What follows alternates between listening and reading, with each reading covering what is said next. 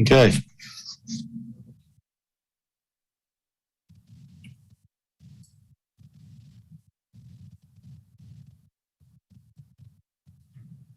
Okay, well, good evening all. Welcome to the August 17th meeting of the Growth Planning Committee.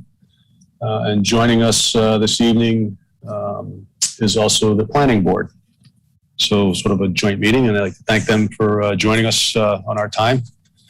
We'll start off as normal with the introductions. I'm Dan Saunders, Chair of Growth Planning Committee. Janet? Anna Powell, Secretary. Jim? Mr. Fitzgerald?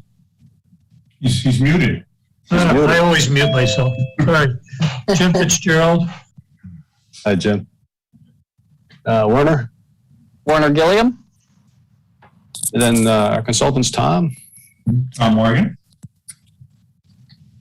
Liz? Hi, Liz Durfee. Okay. Then Tom, you want to take the planning board? Okay, it looks like we got 4 planning board members here. There's me, there's Larry Simmons, Ed Francis, and my vice chair, Nina Perlmutter. Excellent.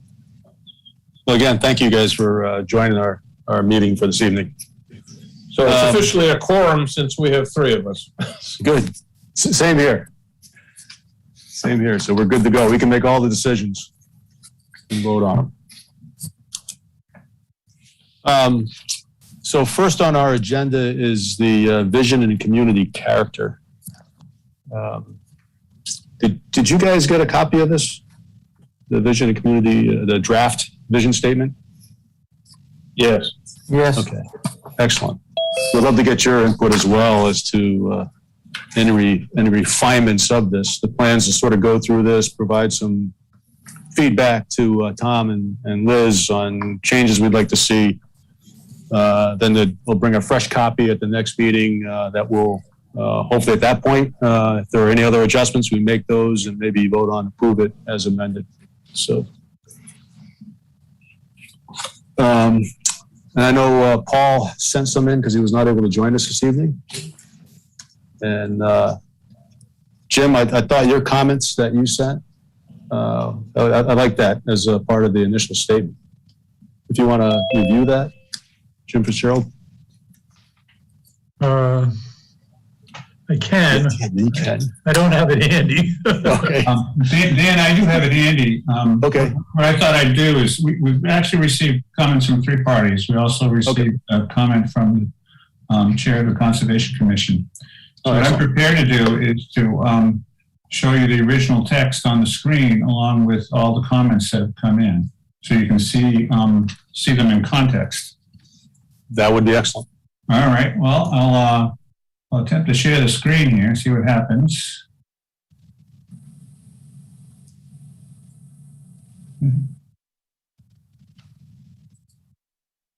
How does it look from your side? It looks a little different from mine, I'm sure. Do you see the vision statement? See the vision statement and see text in red. So that's the comments? Okay. Yeah, the red are the comments that have come in. Okay. And the very first comment is the one from Jim. So Jim, I'm going to pass it right back to you if you would like to speak to it. I've been involved in a lot of vision statements over the years, as I'm sure many of you have. And this is such a long vision statement. I'm not used to having it so long.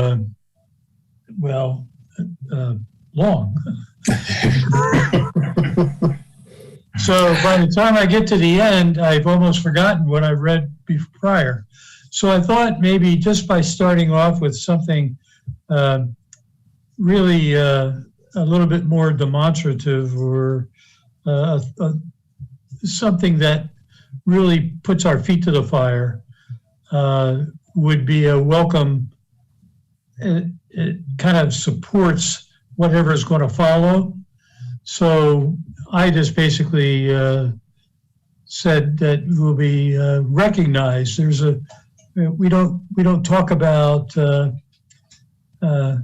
anything about our residents, our visitors, or even the state of Maine recognizing us as a first-class community.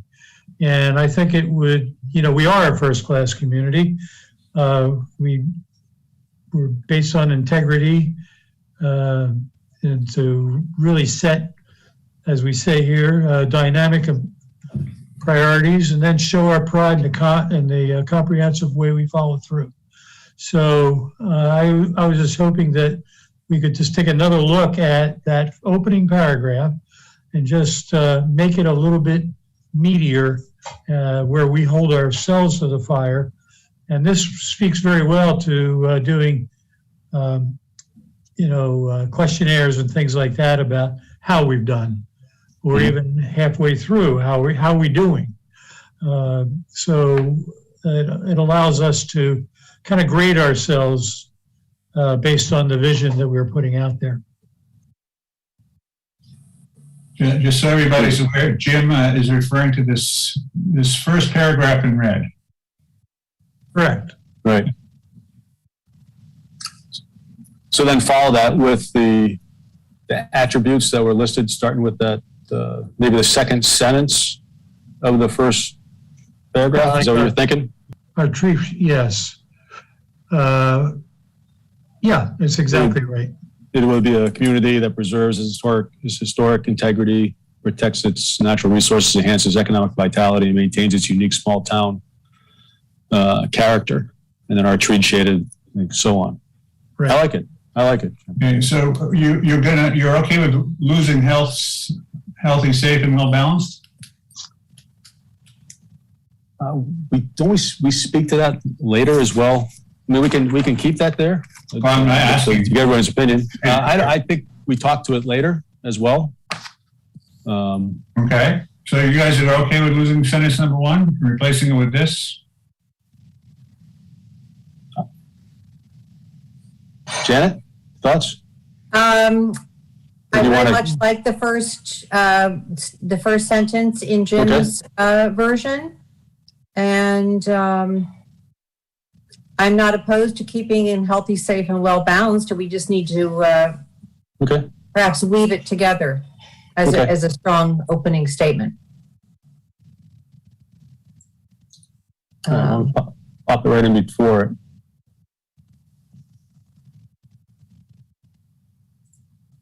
Yeah, it could just be a second sentence then.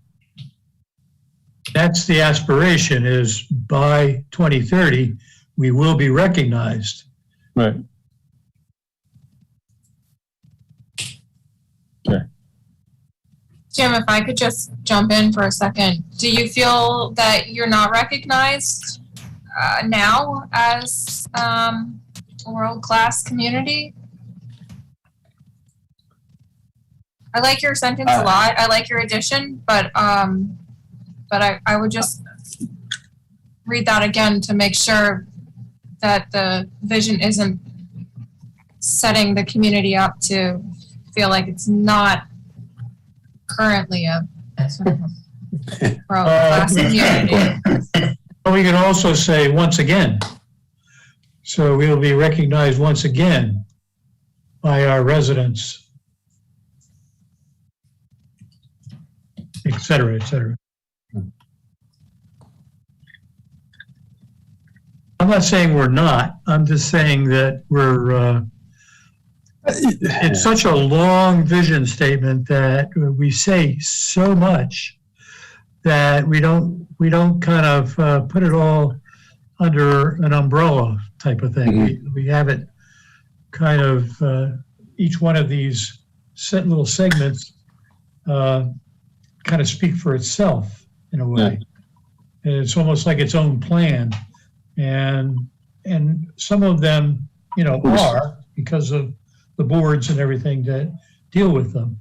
But we still have to, overall, I think we should boast a little and have others boast about us. Yep. Do you think all residents of Kennebunkport would agree that we are now recognized basically the way that you've described it? Great question. I think maybe in some areas we are. I think in other areas we may not be. Yes. That's why it's a Yeah. vision for 2030 and not today. Well, you're saying once again. Yeah. You're So maybe- implying that All right. it is that now. Let's take that once again. I would remove that. Yeah, I think we can just leave it as will be recognized. I mean, that doesn't mean that we're not recognized now in areas. Well, if I could just jump in, this is Larry. Sure, So, please. as I was listening to the debate, it occurred to me that I think what you're maybe aiming for is something like by 2030, we will enhance our recognition among residents, visitors in the state of Maine as a community that stands out. So you're going to enhance the recognition among those groups. Yeah, that sounds good.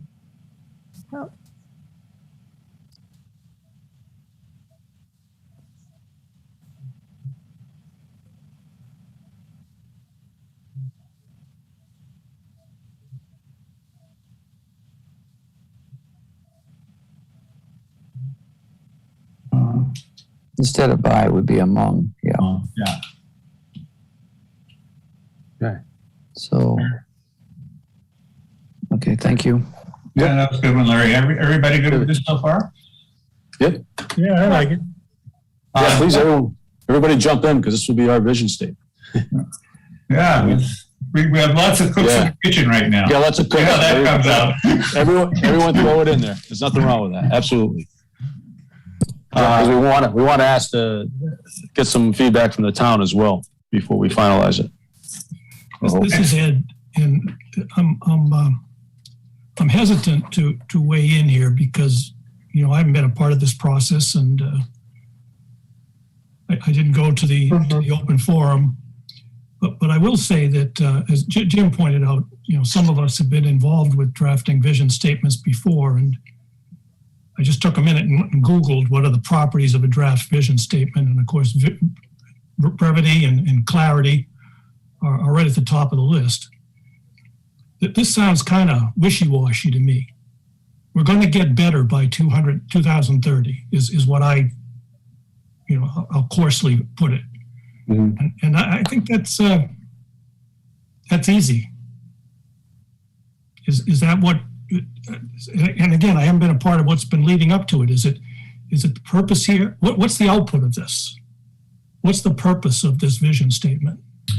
It gives direction to the comprehensive plan. It's the goal to which we are aspiring to. Okay. Now the rest of the comprehensive plan is really how do you get there. But the vision statement tells you where you would like to go. And it is a touchstone against which you're going to measure the effectiveness of the comprehensive plan. Then, Yes, Yeah. it will be. Yeah. right. I mean, Right. So I liked what I read to begin with. We will be healthy, safe, and well balanced.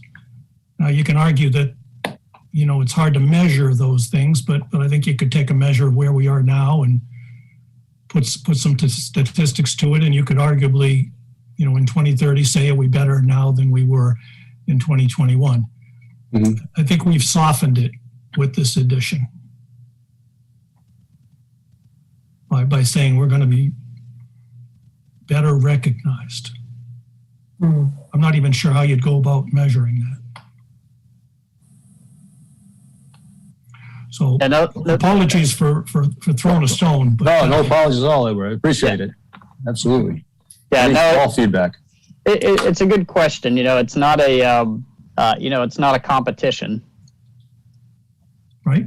You know, in that regard, you know, it's that, you know, although I would say that most residents, all the ones that, that I've, come across, have a very strong sense of pride in the community, and I think that's part of what this statement, wants to portray, is it wants to be a portrayal of pride in the community and the things that you all, enjoy and recognize as positive attributes, in the community. And the statement to me says a lot about the preservation of many of the things that you have. That's a lot of what I see here.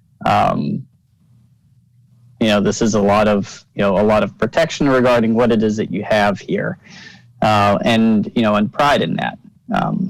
But again, to that point, it's not a competition, although some would, some might say that it is. I don't know, but. Well, you're kind of competing with yourself in a way. You're setting a vision for us to aspire to, and I would argue to measure ourselves against, and say how are we doing next year, 2 years from now? And if I had written this, I would have, and I wanted that first lead in, I would have said we would maintain our recognition among residents, visitors in the state of Maine as a community, because again, I'm in my 5th year here now. I find that we have an enormous recognition. My son in DC says to me one day, he says, "Boy, I'm getting great props here for." I told my peers that my parents moved to Kennebunkport. They said, "Oh, wow, that's amazing. That's really cool." So, one data point, but. That doesn't necessarily mean that it's the community that is described in this paragraph. I mean, most people in DC know that Bush lives in Kennebunkport, during the summers. I'm not saying to delete the rest of it at all. I like the rest of it. I think those are attributes that comprise the reason why we're a proud community, and the fact that you're undertaking this effort to put this to words and to put a comprehensive plan in place, I think is again evidence of the type of community we are. So that kind of is a de facto evidence of what we're doing. I would like to see it stronger. That's all. Yeah.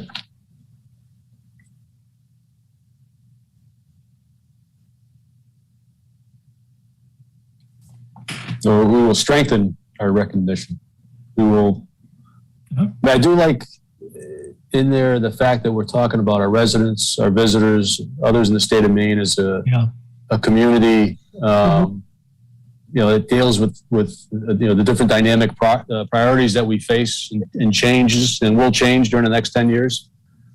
And more importantly to me is just based on the 2012 comprehensive plan, which we did, I think, in the GPC, not as good as a job as we should have in ensuring the follow-through on the many strategies and policies that we had put in place.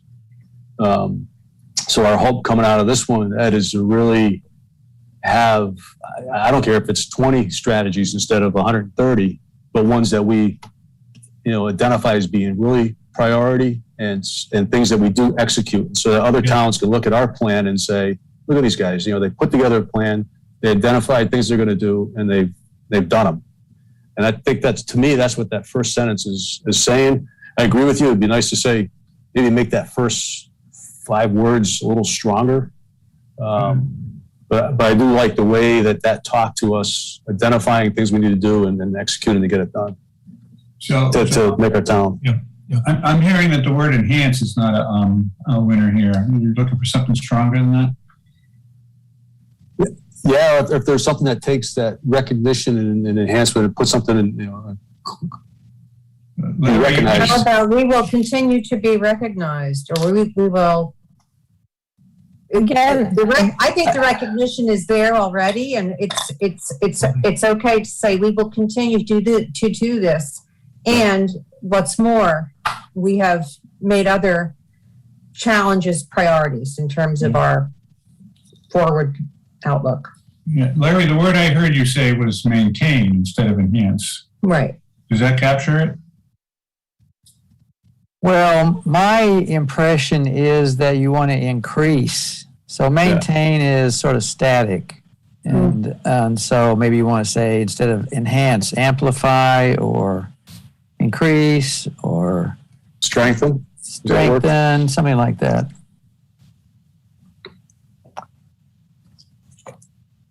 I like the word enhance.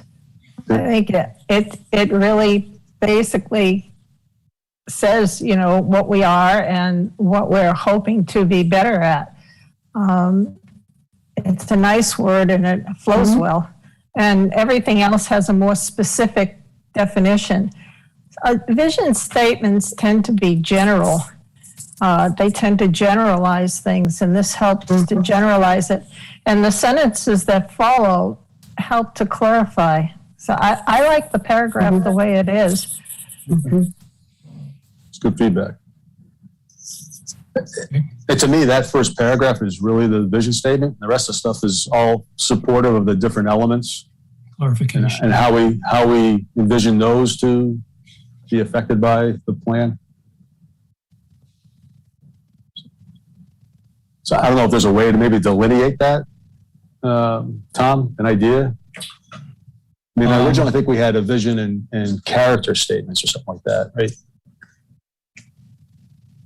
I can jump in. We originally, I think, were going to have a vision and community character chapter.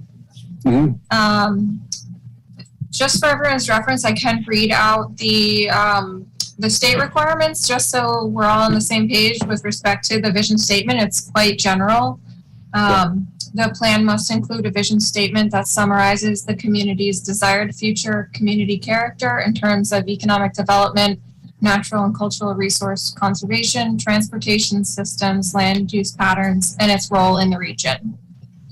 Okay. So we really do need many of those other sort of topics and address those, but that's fine. We can still call it a vision statement. I think with that sort of setting it apart as the initial, to me, that first paragraph, those first 4 lines is what we're attempting to do, and then be a little more specific on what we're trying to achieve under the the community character and economics and housing and environmental protection, et cetera, which I think are all good topics to address. You guys ready to take on one other comment on paragraph 1? And that's this one here about the small town character. This is a different person. This is Paul Hogan who submitted this one. So as you can see, Paul is suggesting that instead of maintain its unique small town character, you'd say it while maintaining its unique small town character. Everybody, what do you all think of that?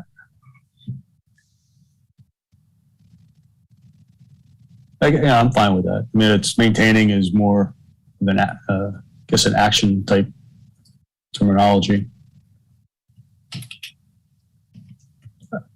Do we want to put coastal in there? We do have our unspoiled coastline, but I mean, a coastal community is different than a rural community in state. Unique. Where do you want to set coastal into this? You already got unspoiled coastline down below, which That's basically defines it as a coastal community. You could add it in there, but I'm not sure it Helps. really does more. Yeah, you're right. Right. Well, I think we spent some time on paragraph number 1. Shall we try number 2? Yeah, for sure. Community character. We will be friendly. Da da da da da. Again, as Paul has a couple of suggested word changes here in red.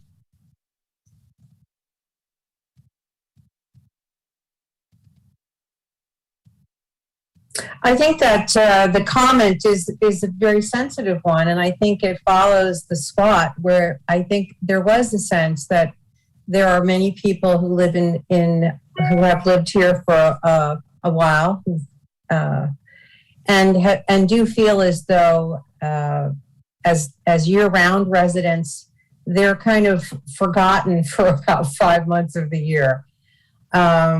I don't know if anyone else picked up on that, but I think that to me is what Paul is speaking to when he says, balance the appeal to visitors while not forgetting the needs of the permanent residents. So I think it's worth considering as an addition to that. There is an emotional tone in this town among the permanent residents that they're being left behind for protecting, the people who are coming in and the economic development. And I agree. It wouldn't hurt to put that in there.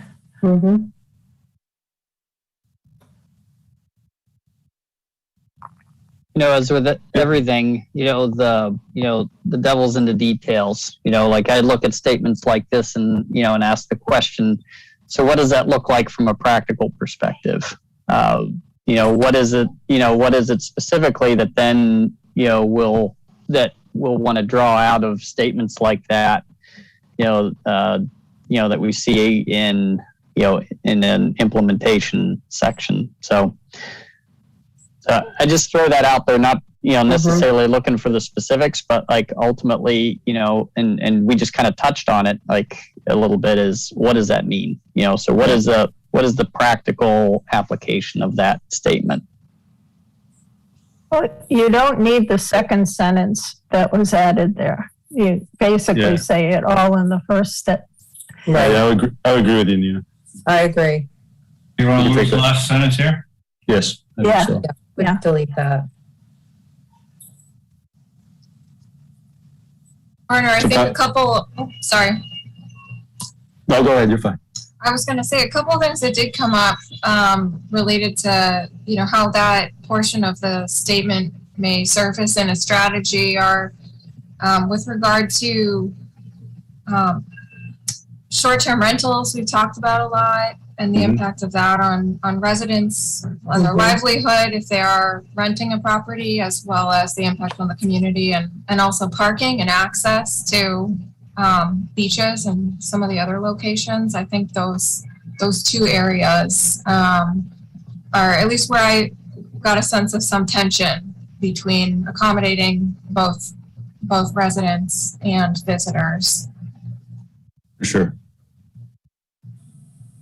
Yeah, no, and that's, and it's good to talk about, some of those, items specifically, because it then helps us, say, all right, is that something that we have control over, or is it not something that we don't have control over? And, how is it that we balance that so that there is a clear, that there's a clear commitment to the residents in town? Yeah. You make an important point, Warner. I would take that last sentence and I'd make it the second sentence.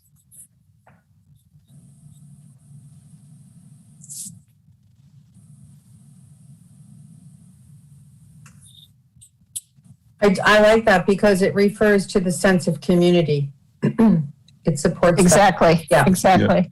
Yeah, and then it isn't such a strong statement at the end. Good suggestion. Well, I think you all have improved that paragraph. We're ready to go on to the next one? Absolutely. This one, Paul, is making a suggestion that has to do with how the statement's organized. As you can see, he's suggesting instead of just having like 4 short paragraphs that are somewhat related to the economy, that we put them all in the same place. And I think that's a good idea. I don't know what you all think. I would agree because I was one of the thoughts I had when I looked at it separately was we needed to get the working waterfront into that economic opportunity piece. So if we pull them all together, you've got that, right? Okay. What's everybody else think about that? Because I can do it right now if you guys are good with that.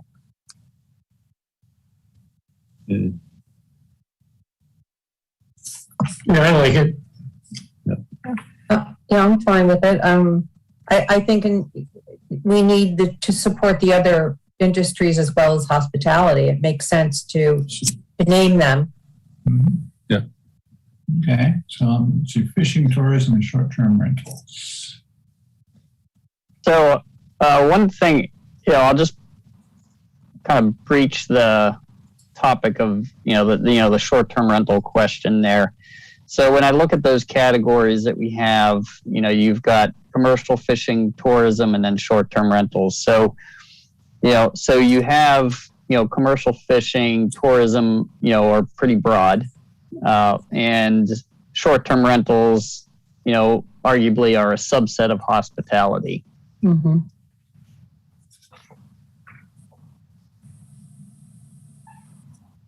I mean, I think those are three large categories that we have, in town, in terms of, commercial activity.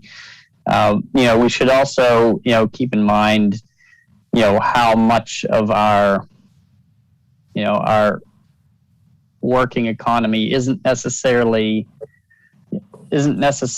situated in physical locations. And when I say that is that you have a lot of support industries here in town, that support, properties. These are your construction companies, your property maintenance, your landscapers, all of those types of, support industries that are, are tagged into a little bit of the tourism piece, but they're tagged into the, certainly the second home component that we have, and just, for a lot of, other folks. So I think it's an important one to recognize. Right. Well, I was thinking the same thing, and I think, my intent was to address that in the very first sentence under economic opportunities.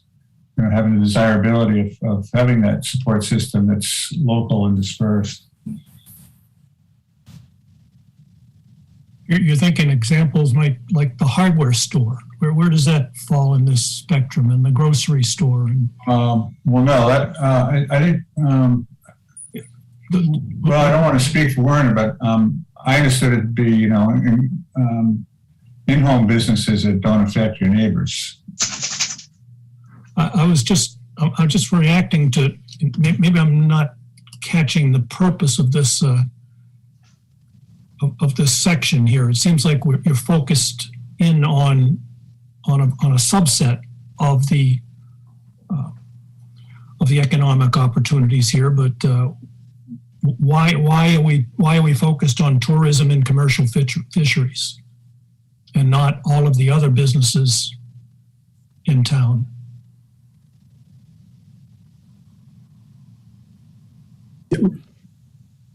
Right, we need to capture those somehow.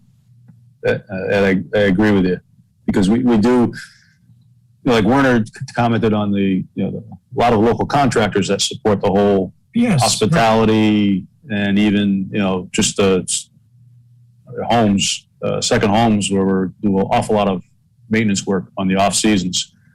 But you also, what about the restaurants in town? You got the restaurants. Certainly, you can roll them into the tourism piece, because they certainly gain a big thing of their business is coming from tourism. Well, but there's also year round. Sure. Yeah, year round they provide us as well. And then we do have limited, and would love to be able to grow the year round businesses that could support. This proposal that Kennebunkport Climate Initiative is making to move their headquarters here, in the village parcel. Mm-hmm. Hopefully not. Where does that fall? Yeah, so how do we capture those other pieces? I mean, I think commercial fishing is something that's important for our community. I mean, it's like, There seems to I be think it's one of the reasons why people come here. There seems to be a desire to call out certain of the industries in town, and I'm not sure where that's coming from, but that's what's jumping out at me from this paragraph. Yeah. Well, Why do we have to call out specific industries? I mean, there are a lot of people who work from home. There are a lot of residents who are part-time workers. in these, small scale entrepreneurs and, small businesses. I agree with the observing good neighbor policies, but you need sort of an encompassing statement that covers,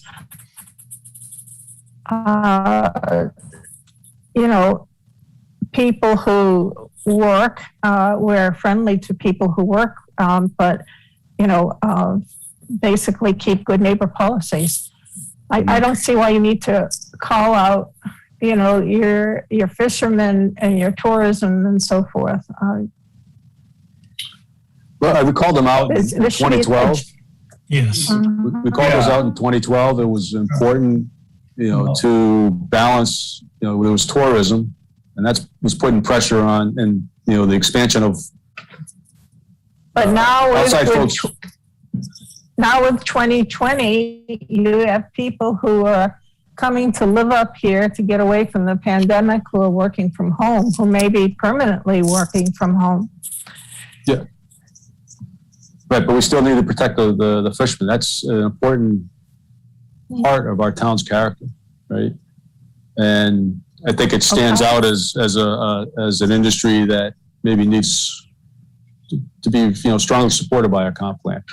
And tourism is just, the fact of life that, we are a tourist town, and a lot of our businesses thrive because of tourism.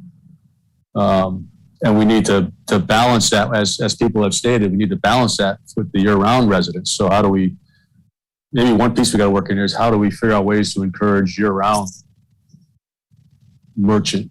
Dan, if you're going to call out commercial fishing as an important asset to the town, maybe it's done this. It's important because of our heritage, mm-hmm. and the unique character. So in a way, it's the underpinnings of why, one of the reasons we're a tourist. Tourism is important. Yes, I agree with you. When it says our economy, is that true? Well, yeah. So I'll point out one thing, that is, specific about commercial fishing here. That's, I think an important, fact to recognize. When you look at economic activity here in town, commercial fishing is one of those few activities that you have that has been directly financially supported by you all, the residents, with your tax dollars. Right. So you have two commercial fishing properties here in town that support the industry. You have Government Wharf on the Kennebunk River, and you have the Cape Porpoise Pier. Both of those being town-owned facilities that have been directly financially supported by the town. And so I think, to some degree, that's that's an important factor in terms of calling that out specifically, because you've had a very direct impact on that industry. The other thing that I think you could lump, a lot of the other ones into is identifying them as your service industry. So that's, all of those businesses that provide services to you all. And that can be your, that can be your construction, your construction companies, your handyman services, the dog walker, the cleaning folks, all of those types of things. Yes. All tend to fall into a broader service category. Yeah. Where I tried to capture that with a big net here in the first sentence, where it says encourage small-scale entrepreneurial activity. To me, that captured just about everything that's out there, rather than a chain store. Yeah, unfortunately, Tom, and maybe just my own. I didn't really read that way. Yeah. I started thinking more of folks trying to start their own little in-home businesses versus. A lot of the contractors, it may be in home, but they grow to be bigger than that, and right. We want to make sure we're still supporting them as well. Yeah. So, right. With the only proviso that they don't step on their neighbors, that's the last part of that sentence. Yeah. about replacing hospitality for service industry and then maybe striking the treasured in the last sentence? Does that broaden that a little bit more? Yeah, and unfortunately, we've lost some of our locally owned hospitality establishments. They're not locally owned anymore.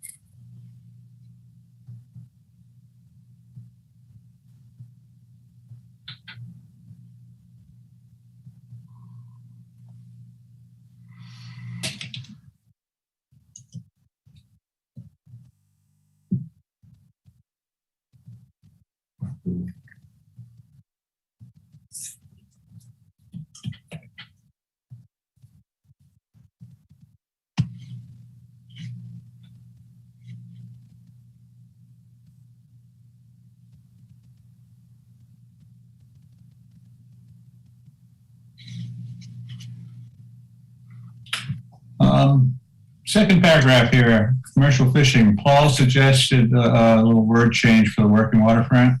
Everybody okay with that? Yeah, I think that's fine. Essentially just added in protected and preserved. Yeah, will be protected. Yep.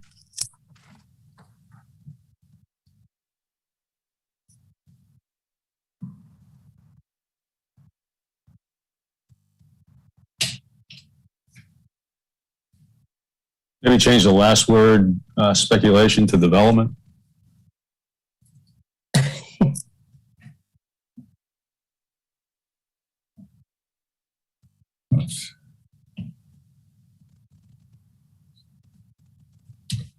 Now, there's a reason I slipped that sentence into this statement. Yeah.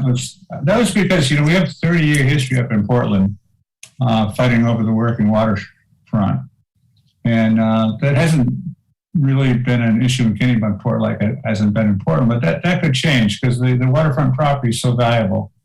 And I thought it would be very helpful to have it somewhere in the plan say, look, we want to preserve our working waterfront, just because everybody assumes that's the case, but you don't know what's going to happen in 5 years. You may be finding yourselves butting heads with some out-of-state developer who has other ideas, and you want to be able to fall back on your comprehensive plan and say, look, this is our plan. This is who we are. This is where we want to be. Yeah. I mean, it could be somebody in town developing it too. So, Yeah. No, I agree. Speculators kind of sort of give me a connotation of someone who's just, buying it, doing nothing with it just to sell it later for a higher price. Yeah. That would Versus just, buying it and then developing it into something that we really weren't hoping to see in our town. Yeah. The casino. Next paragraph down is tourism. We had this ecotourism is not something that Liz or I proposed, and it didn't come from the Growth Planning Committee. It came from the session at the Nonantum on the 26th. We had a lot of comments from residents who were proposing this, and I thought about it, and the more I thought about it, the more I liked the idea. And the idea here is to kind of rebrand tourism and shift it to a different focus. And with the idea that maybe shifting it to that different focus means tourism will have less of an adverse impact on local residents. So that's the thought here. Yeah. It's I love the idea of that. I will say that as I read this paragraph, the statement of visitors flocking to bicycle tours, does not necessarily sound like a less of an impact, to the community. Only just because of the advent of a lot of bicycle, a lot of the local hotels offering bicycles to tourists. We've I think had a larger amount of bicyclists in town. And I can tell you I've received a lot of commentary that isn't necessarily positive in that regard. The turquoise bicycles. Right. Well, not everybody. Well, the trick is not everybody knows how to ride a bike. Exactly. Or they haven't ridden in 20 years. Right. Or they don't recognize that that they're part of that they're part of traffic. Exactly.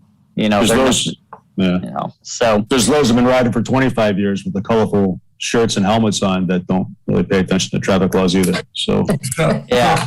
The other thing about bicycles is they can go where cars can't or groups don't go, and they can have an impact on wildlife by trampling through places they shouldn't be trampling through. Yeah. I just, so again, I go back to, all right, so what does this look like practically? Transformative shift and emphasis from conventional tourism. So, okay, so what is conventional tourism that as a matter of, either, practices, policies, or regs that we would, we would discourage, and so, and just keeping in mind of what that would look like in a, in any type of, recommended policy change. I just, would want us to think about that. I don't have the answer. I'm just posing the question about what what we think that might, that might look like. Yeah. Well,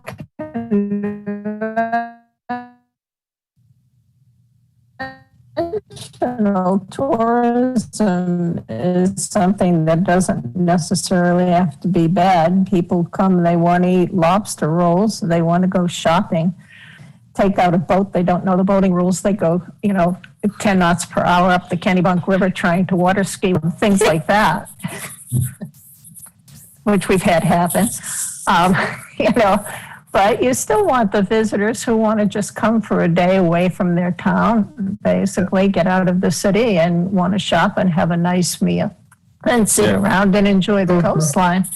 So I don't think you want to say we just want ecotourism. I think you want a balance of the both. Right. And I was very careful writing this paragraph not to say let's get rid of conventional tourism. It doesn't really say that. Well, I think the first sentence says that, honestly, Tom, when I read it. Yeah. To me, the first sentence told me that we're going to change from conventional. Well, yeah, it's a change, but it's not a proposal to get rid of conventional tourism. At least that wasn't my intent. Okay, so maybe what I was thinking when I read this is that maybe we add, if we want to try to highlight some of the natural resources that we have in town. I'm not a big fan of this whole ecotourism wording. Yeah. I don't like that. And talk to those things that we do have that we can somehow, by working with the Kennebunkport Conservation Trust, and we have the Rachel Carson National Wildlife, that those are wonderful things to explore. We have to control so that we don't damage them, as Nina has talked about. But they add more value than just coming to our town to shop and have a nice meal. Yeah. Walking paths is something you could emphasize. I know the KCT wants to eventually, and I think it's a good idea, connect through Arundel to basically your what's the Eastern Trail. Eastern Trail, thank you. And it's a great idea, It sounds like what we're looking to do is to augment the existing, if you call it conventional tourism that we have today, by growing this so-called ecotourism to take advantage of the natural assets here, namely the Rachel Carson National Wildlife Reserve and the Conservation Trust and the trails and all. Well, how about saying not necessarily phase one out and phase into the other, but to grow it. And at that point, I think that's your vision. I think the rest of this about ecotourists utilizing electric-powered shuttle vans and trolleys, I think that's pretty aspirational and could maybe arguably called a strategy. But the vision is to increase this tourism that takes advantage of our people's desire to get out and explore and enjoy our natural resources. Just like people going up to the mid-coast, they love going to Arcadia. And also doing everything else that's up there. But that Acadia is a big draw. We have some natural resources here that not on the same scale perhaps, but they're pretty darn nice and largely untapped. Well, maybe what you want is a general statement saying just what you've said, Ed, where you, excuse me, grow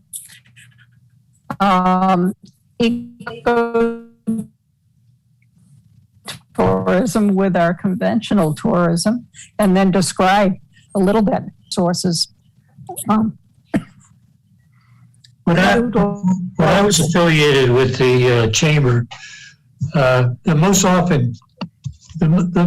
oftenly sought answer to a question was what makes Kennebunkport so special?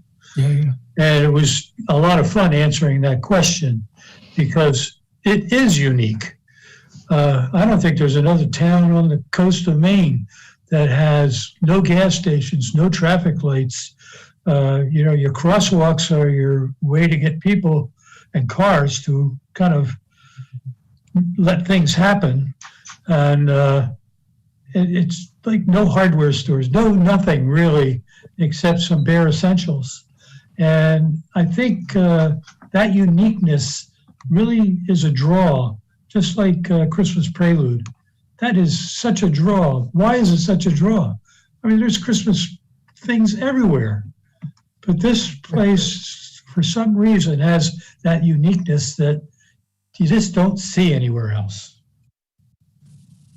So one of the things that, as we've been talking that I think, might be helpful in terms of like, what would we encourage, in terms of, what do we not want, like, for example, I think it's probably fair to say that, we're not interested in, an amusement park, right?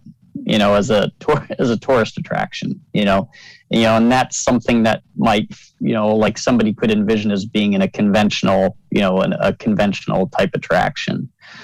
So there are things that we want to, make sure that it within the town's land use table,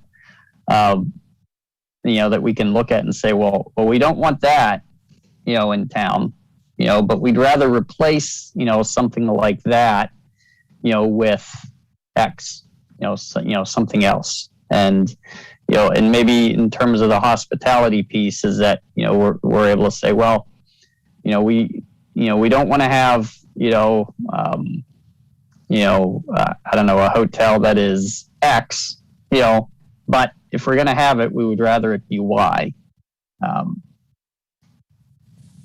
And I think because that, that talks to some of those character questions that I think, that Jim is talking a little bit about, in terms of describing, when people want to know what's unique about town.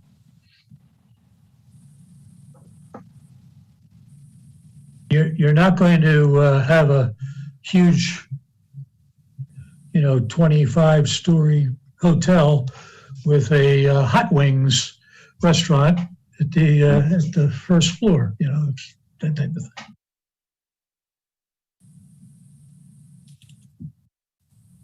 Well, what I've heard, or I think I've heard from the group is take out conventional tourism from the sentence because it gives a sense that we're against it or something.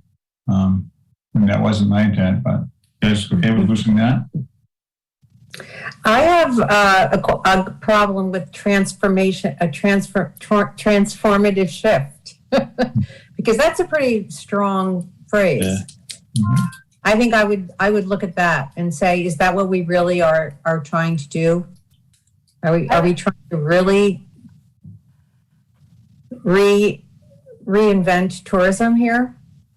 Well, that's the question. I think yeah. that what we have is good, but if we want to highlight the beautiful natural resources, then I would say we could say, we want to support them and encourage people to enjoy them, and our our land use ordinances or our community support will be to make them available to everyone. But I don't know if we really want to say we want to make a transformative shift in the next 8 years. No, I think your word encourage is the one that we want to use. We want to encourage basically tourism that utilizes our natural resources, Right. walking tours and so forth, without saying we want to leave behind the standard tourism. Mm-hmm. That's a good point. Good job, Nina. Yeah. And you could add, sustainability in there to encourage, I mean, the whole idea of, an electric bus is, as Ed was mentioning, it was maybe more of a strategy type piece, but we could pull that in, right? So you have the sustainable tourism where you do have electric powered buses and so forth to help move people from place to place.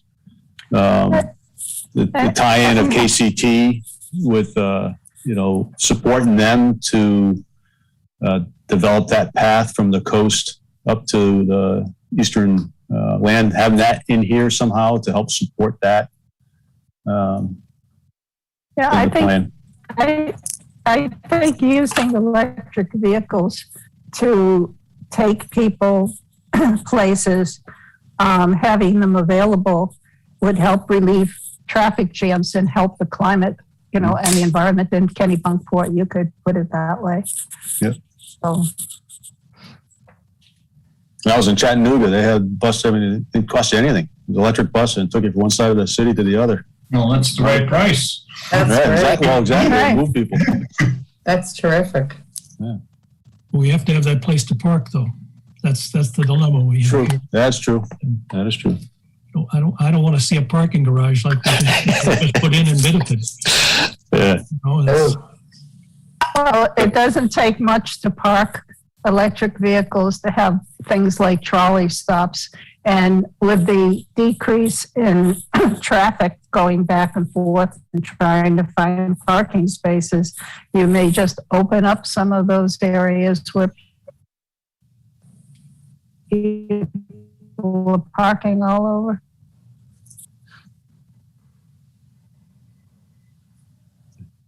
We're losing you,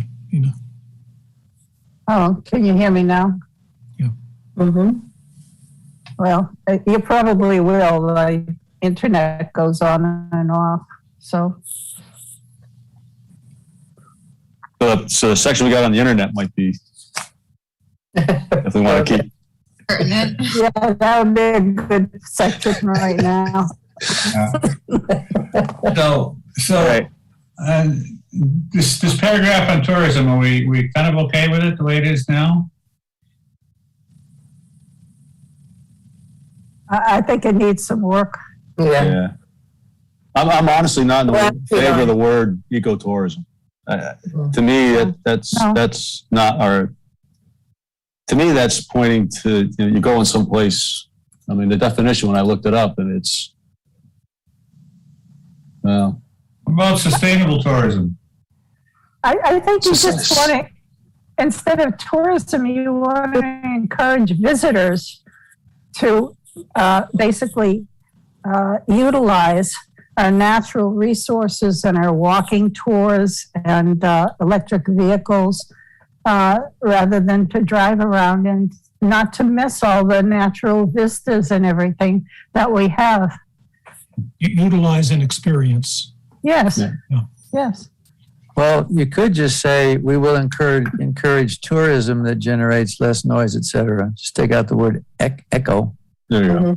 Mm-hmm. I think the feedback that we got, at least my interpretation of some of the feedback we got from residents in the workshop, was to sort of market ecotourism as an attraction that's not offered in all communities. So I think that was part of the rationale for including that within the tourism discussion. Was to really kind of capitalize on that and use ecotourism as a way to protect natural resources while, enjoying them and benefiting from them. And I'm not saying that we totally captured that in this statement, but that was my impression of the comments that we received about ecotourism, were to sort of market that brand almost. So I'm just reading a definition of ecotourism. It says tourism directed toward exotic, often threatened natural environments intended to support conservation efforts and to observe wildlife. Yeah. So I guess we have natural environments here. I don't know how many are exotic or necessarily threatened. It's because the concept. Ecotourism was basically set up for places like Costa Rica, places that haven't, that don't have a regular conventional tourism, but to attract visitors with low impact on the community. Yes. And what we're doing is, if you want to have that kind of tourism, you need to make a shift from and not lose the conventional tourism, because that's what your economics come from, a lot of it, but to encourage people basically to take advantage of natural environments, the Rachel Carson National Wildlife Reserve, the walking paths that we have, the Shade Tree Committee walks and so forth. Make use of, environmentally friendly vehicles to get around town. You have sort of a hybridization of ecotourism with standard tourism. And so if you start using those two words, I think you're going to get in trouble. I think you need to encourage people to,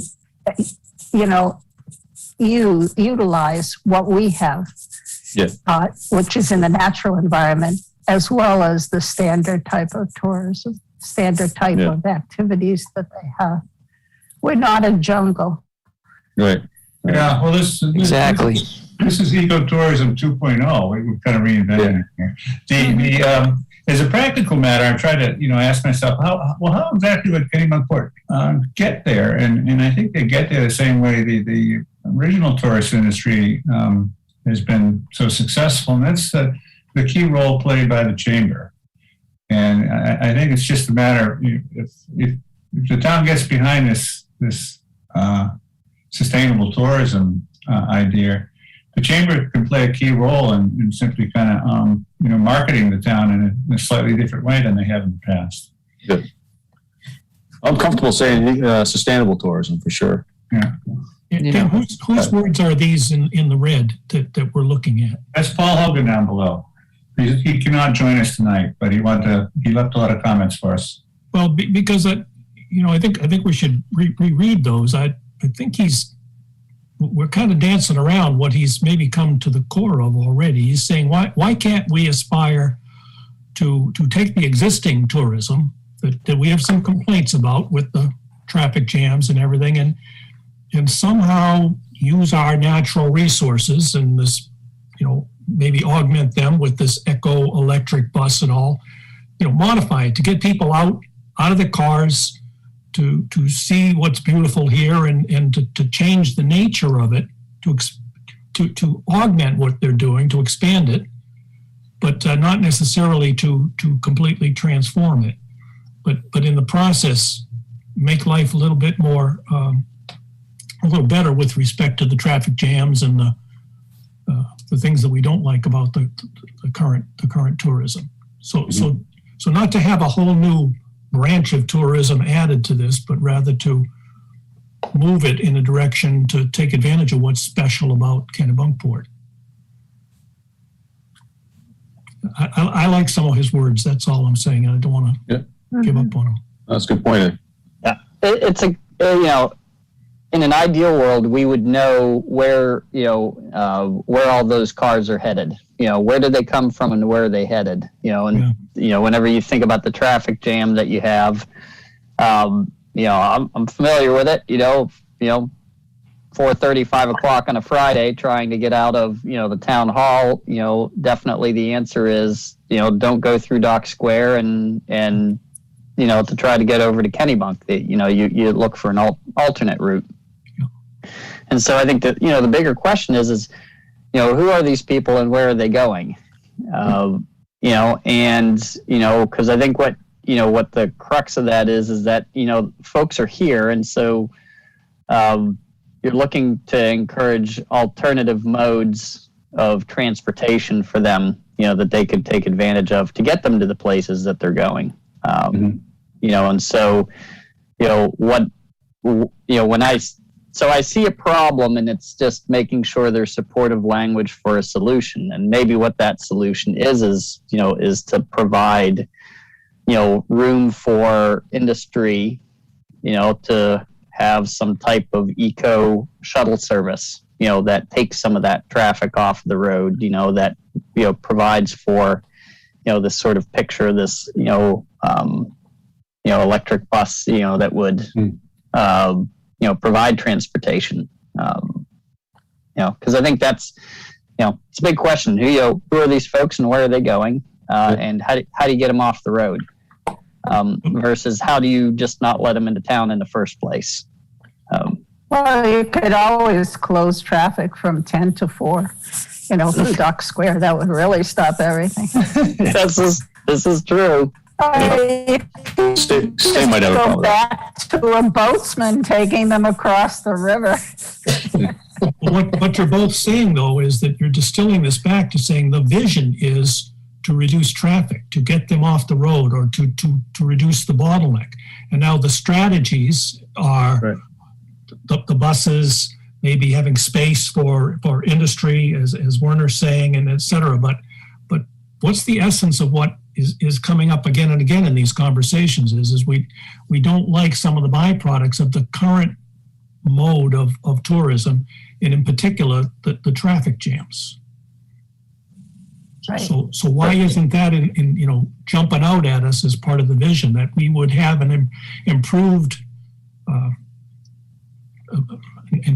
traffic flow through Dock Square? Or take some of the cars off the road or during the peak period? Mm-hmm. Or is that a purpose, a vision that we have? Maybe I'm reading between the lines here. Do you want to scroll down to the transportation section so we can take a look at that quickly?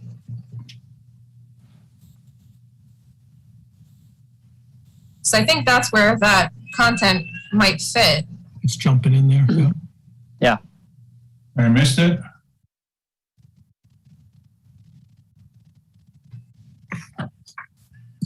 Maybe we don't have a transportation section. There's street and public ways. Streets and public ways. Okay. So that was above it. Okay, right here. Okay.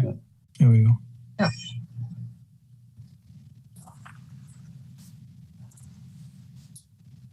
Yeah.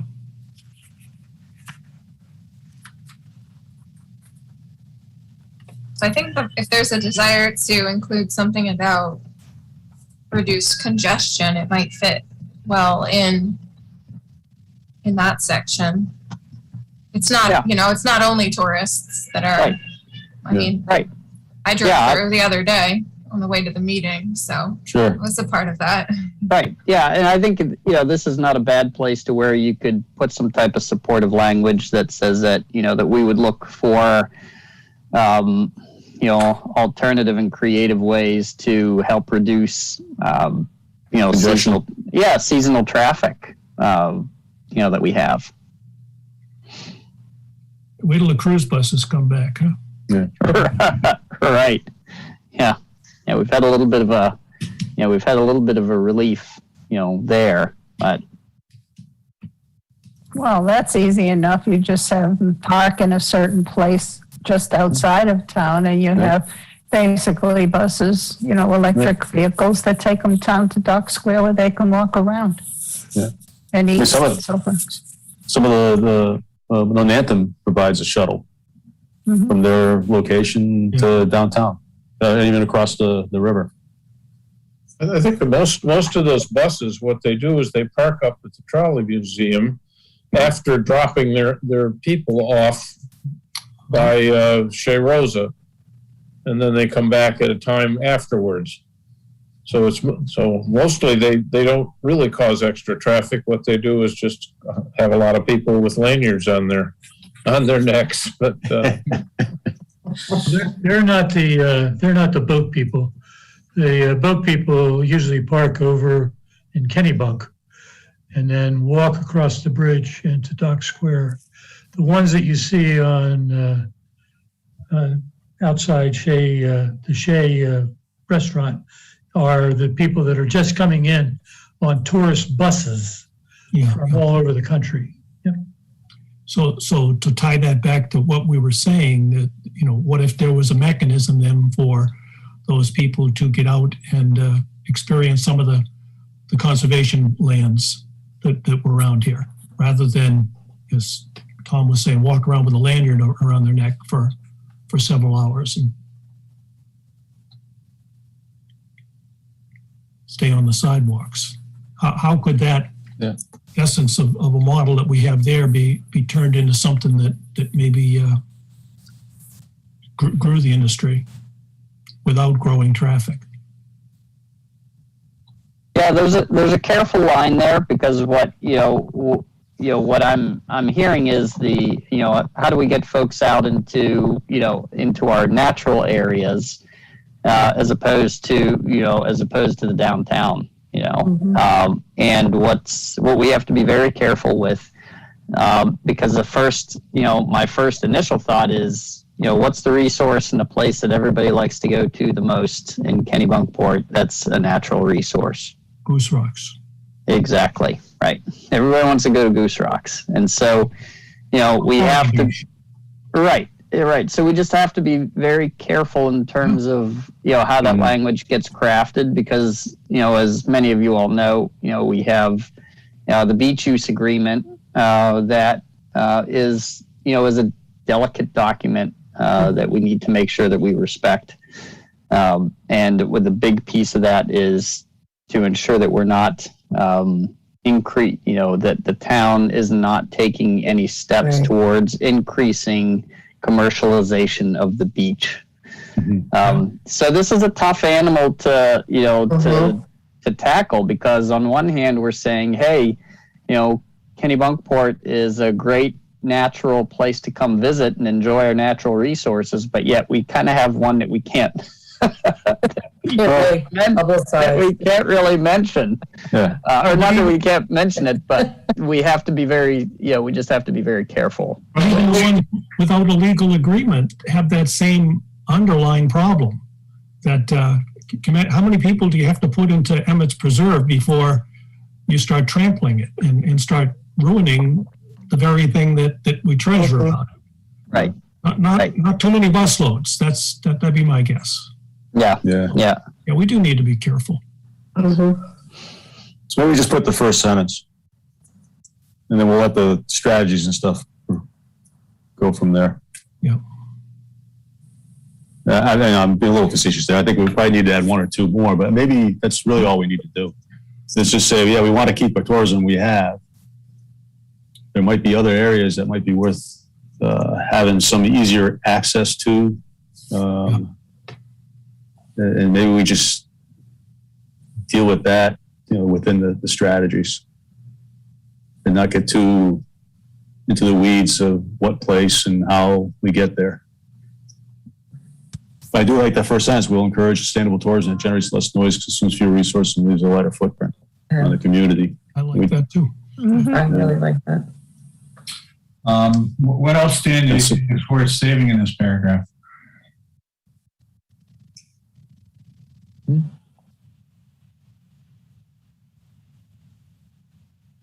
Well, you could say you could promote quiet, electrically powered shuttle vans and trolleys.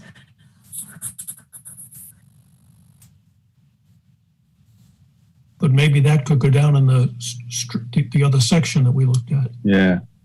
Mm-hmm. Right. To help with all that is move a bunch of people in a van, or provide more bike and walking paths for people to go from where they are at the hotels and bed and breakfasts and so forth, out to other areas of town.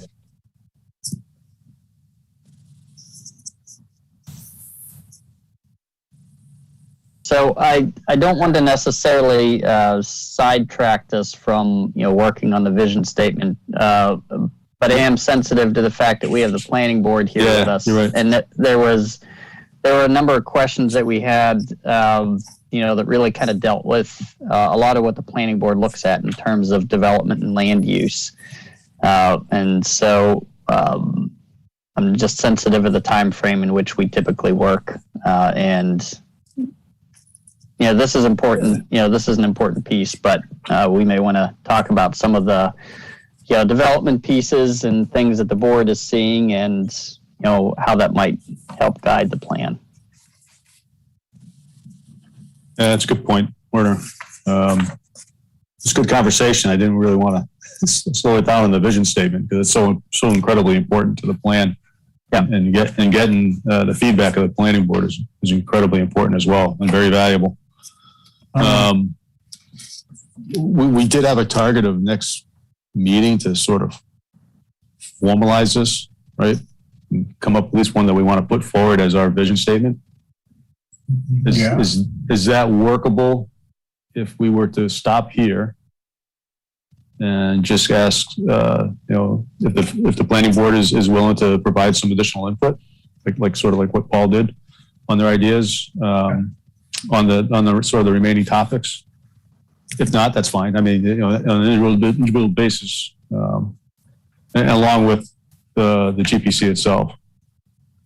And that we get that to Tom so he can sort of provide an updated vision statement for our next review. Sure, we can do that's workable. I agree with you, Dan, that let's take advantage of the fact that the planning board's with us this evening because they have a unique perspective that we haven't heard yet on what they see on a month-to-month basis. Right. So why don't we do that? Why don't we pause right here with vision and anybody who wants to submit comments via email, I encourage that to happen. And we can take this up again at the Growth Planning Committee's next meeting, which will be the first Tuesday in September. Right. Excellent.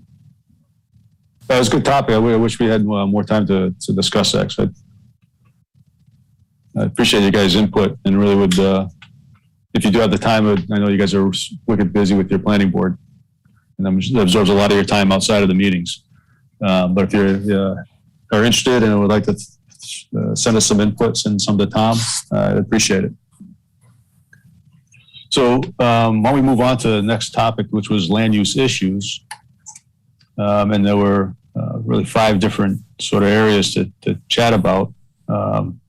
This is where we're looking for feedback from you all associated with land use and your concerns you may have with the comprehensive plan and how it supports or does it support the land use regulations and what areas of land use regulations you feel we need to either better support in the plan or maybe we need to sort of focus on changing. So the first question was, are the land use regulations working as you see they were intended to be? Kind of a big question, but. Well, I think one of the questions I ask myself all the time is, are the land use regulations working with the changes we see in town and with the ecological knowledge that we have now of wildlife? I mean, I'm the one who's always, the thorn in the side of builders saying, is that a bird-proof window? You're right next to a river, or you're right next to a body of water, and you're going to get birds committing suicide in your window. And so I'm the one that, they always want to shoot arrows at. I think we could take a better look at in the land use ordinance and be a little more specific with people. The other thing about the land use ordinance is that we allow expansion and, of structures in places maybe we shouldn't be allowing expansion of in this point in time in the resource protection zone and in the, with people coming in and wanting to mansionize some of these houses. You wonder if that kind of volume really benefits the town at all. You know, I've got a neighbor who, 1 acre of land, and I think they took up the whole protection or shoreline zone. And the house is so large and it looks so out of place in the neighborhood. I'm wondering if we shouldn't be down to 15 or even 10%, regulation of, how big a house you could put on an acre of land. Things like that. The town growing so fast and people coming in and wanting to build very large houses, it seems. Are we losing our character as an historic, small town, or just one that, is a rental, that's rented out for very high prices, or, just a few people living a few months out of the year? I don't want to discourage them from doing that, but I want the town to look like a town, not a city. Right.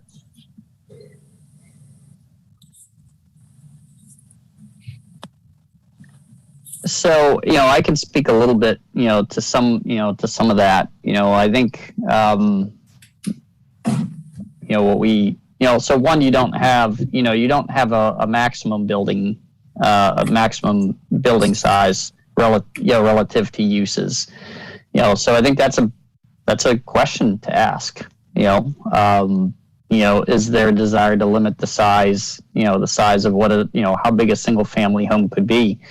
Ironically, in older land use ordinance regs, and in planning, oftentimes you develop the minimum building sizes, and that's actually what you see oftentimes in deed restrictions as well. In subdivisions, developers will put in a minimum building size.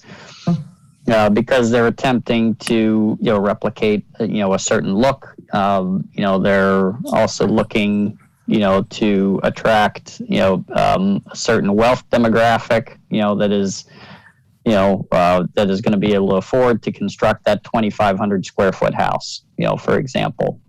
And so I think in some of those cases it certainly has those types of things that we see have that as I say unintended consequence, but I think it's an intended consequence. Yeah. There's an intention, developers will do that. They'll intend to create homes that are going to hit a certain wealth demographic. And so I think that's a big question, to ask, whether or not the elimination of minimum dwelling unit sizes and a flip to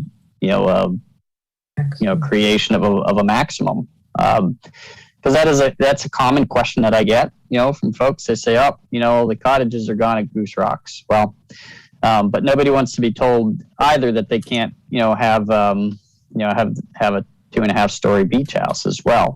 So, so there's certainly a balance there, but, I think that's part of the crux of, both, the question of architecture, development, but yeah, maybe it's time to think about, a maximum size relative to whatever the uses are. And I don't know what that is necessarily, because I think there's differences with single family versus 2 family, multi-units, those types of things. But I don't know, Tom and Liz, I know you all see a lot of different, land use ordinance regs.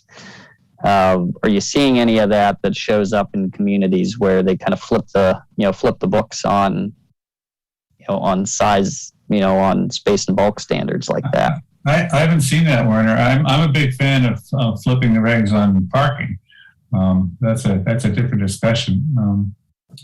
But as you were describing that, I'm thinking, Cape Arundel 100 years ago was really really made a splash because they had some really big summer houses, and they were done in really, there was good architecture. They were very well designed. So town of Kennebunkport might have trouble in court saying, well, big houses aren't part of our character. That's why we want to put a cap on them. That's right. Or saying that it's fine for the Cape Arundel zone because that's what it's always been, but not in this other section of town. And maybe the issue isn't size so much as some of these big houses are kind of ugly. Well, That's the real issue. some of these big houses are going on very small lots.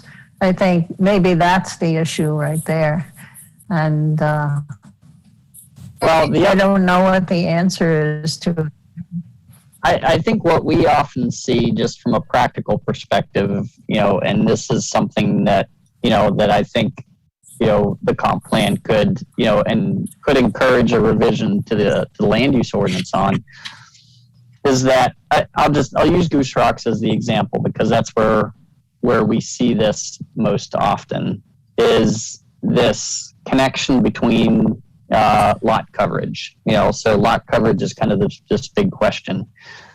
And in your shoreland zones where, the definition of lot coverage is very broad, it's broadly defined, and in a shoreland zone, you include your parking areas and buildings and things like that. And that all gets kind of lumped into, that definition. Outside of the shoreland zone, you don't include, things like, parking. And so, and what's tricky is that DEP has a similar, parallel, to our regs in that, say you have a property that is over its lot coverage. Okay. So it's at, say it's at a 30% lot coverage. So in recognizing, a grandfathered scenario, sometimes we have homes that may exceed that 20%. The overall lot coverage, may remain less, and so what you have is where in shoreland zone areas, folks are able to, I would say swap out, some of those parking areas, for building footprint, and so I think that's, oftentimes when we get that question of like, well, how, boy, this house was bigger than what was there before. Well, sometimes it's not that the coverage has changed. In many cases, that coverage has decreased. But what you're seeing is a movement from, these, larger parking areas to, more of a more building footprint than parking area.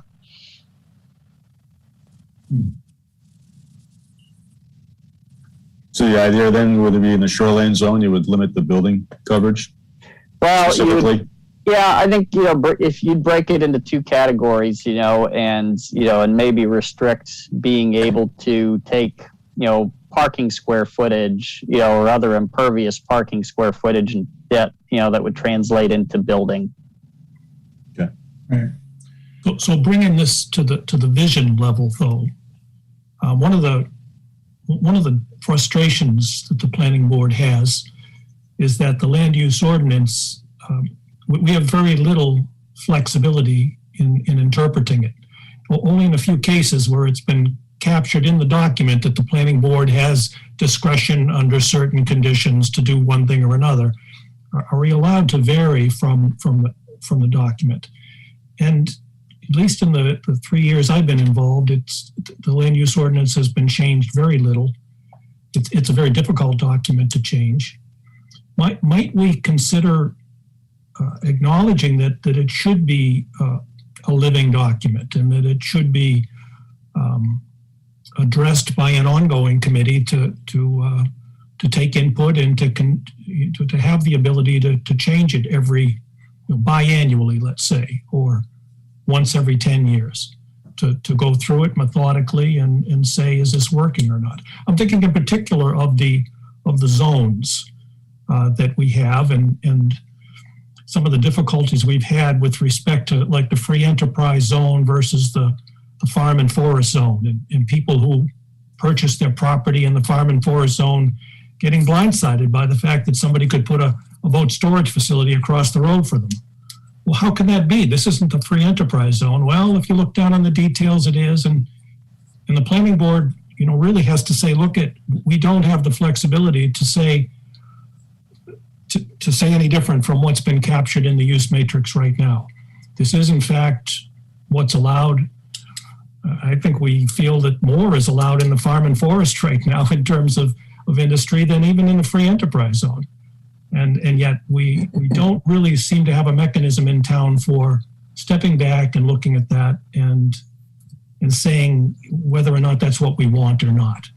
So perhaps as part of this growth planning and the comprehensive plan, that would be a first step, is to say how often and who should be taking the initiative to be making this more of a living document and taking some for the different things that are coming up on a case-by-case basis and saying, we should get this in front of the Land Use Ordinance Committee because this is coming up again and again. I'm thinking of putting in piers and docks in estuary areas.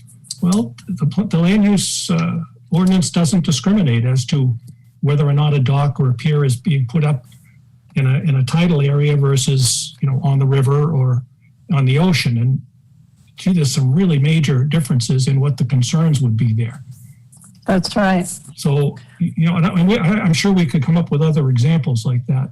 Yeah. And too low of a detail to be captured in the comprehensive plan, but maybe a planning mechanism or a review mechanism could be something that was considered and addressed.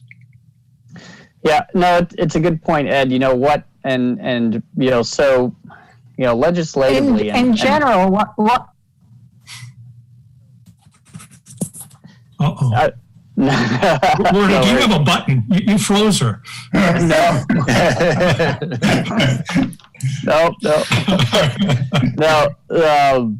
I was just going to say, process-wise, your comp plan is where you have, is your general guidance document, and I was on a call today where, a lot of, with a number of other municipal officials, and, one of the things that I think, we all recognize and struggle with is that, comprehensive planning in Maine is a big deal.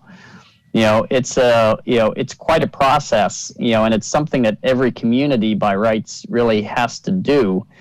And so oftentimes what happens is that, because it's a big process and it can be lengthy, is that there's this, exhaustion that occurs after it's completed, and everybody goes through a lot of work to get it done, and it looks great and the state loves it and everybody loves it. And then it's like, phew, all right, we got that done.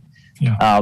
But that's really, the hard work is doing exactly what you're talking about, Ed, and it's then taking that and translating that into, modifications to policy and ordinance that you then have to, kind of muddle and work through. I will tell you that Kennebunkport is unique in the sense that you have a growth planning committee that's purpose is to really just keep track of this document and to kind of move it forward. That's unique in the sense that a lot of other communities don't even have that. It falls to the planning board, in a lot of other communities.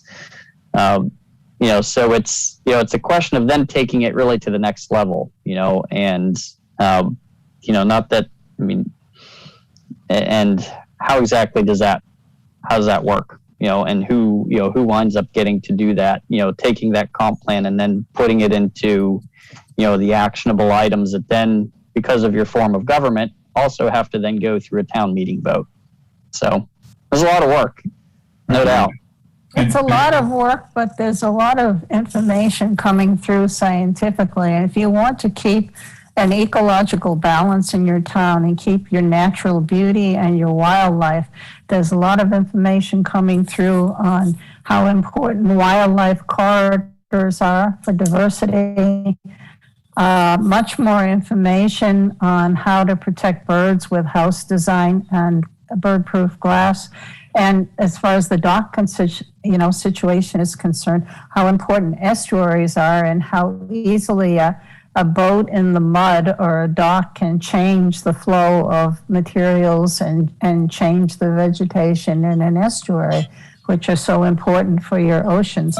So there's a lot of environmental information coming through that I think, needs to be looked at in terms of, the balance between that and private ownership of structures and land and the rights of the landowners. It may be changing at this point. Like when we have the dock issue with the estuaries and so forth, one of my problems is that I really feel like landowners should have the right to have a dock if it's allowed, but not in an estuary. Yet we have no public docks, not enough of them. They're all crowded and they're used so that, you can say to a landowner, I'm sorry, you can't park your boat here. There's a public dock down the road where you could keep your boat or where you can launch your boat very easily. We just don't have that for them. So it's a balance between the rights of the landowner and what you want for your environment of your town. So Nina, from a process point of view, you've given perhaps one of the best examples of where the planning board has numerous times struggled with an existing ordinance. At a comprehensive plan level, though, the issue to me is that there doesn't seem to be a mechanism where the planning board can bring this issue to the forefront and initiate the process of having it influence the land use ordinance. That mechanism isn't well defined and a regular part of our process, and that's something that I think the comprehensive plan could address. It's almost like we need a court where the planning board could say, here's a problem that we see. Here's maybe some recommended solutions. We don't know what the solution is. Here's what we think needs to be done. And then a board would take that. And maybe the planning board isn't the only source of that. Maybe the code enforcement office is an obvious source for such issues. And well, the thing is that it can very well be the planning board. That is one of the things that that you all as a board can look at, and I think what it looks like practically speaking is from time to time you have separate you have separate discussions outside of the review of an application. So that you're not, discussing a specific project, where you can brainstorm those types of concerns.